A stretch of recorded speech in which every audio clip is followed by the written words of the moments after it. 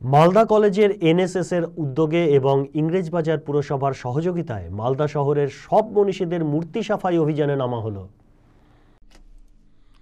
মালদা শহরে রবীন্দ্রনাথ ঠাকুর, নজরুল ইসলাম, গনি খান চৌধুরী, বিমল দাস সহ মনীষীদের মূর্তি জল দিয়ে ধোয়া হয়। উপস্থিত ছিলেন ইংরেজবাজার পুরসভার চেয়ারম্যান কৃষ্ণেন্দু নারায়ণ চৌধুরী, মালদা কলেজের অধ্যক্ষ মানস কুমার বৈদ্য, অধ্যাপক পীযূষ সাহা সহ এনএসএস সদস্যরা। উদ্যোক্তারা জানান, বছরে 4 বার মালদা কলেজের এনএসএস-এর উদ্যোগে এবং ইংরেজবাজার পুরসভার সহযোগিতায় শহরের বিভিন্ন জায়গায় অবস্থিত মনীষীদের মূর্তি পরিষ্কার করা হবে।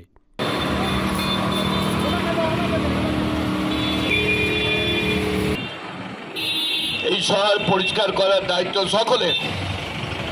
আমরা চেষ্টা করছি শহরটাকে ক্লিন রাখার, কিন্তু মুশকিলটা হচ্ছে আমাদের এই শহরটা খুব dense population. Per square kilometre থাকা উচিত 700 থেকে 1000, সেখানে থাকছে প্রায় 16,000 পার্সন।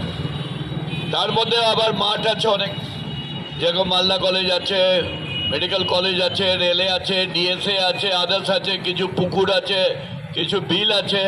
সব মিলিয়ে বলা যায় 50% জায়গায় এত লোক থাকে।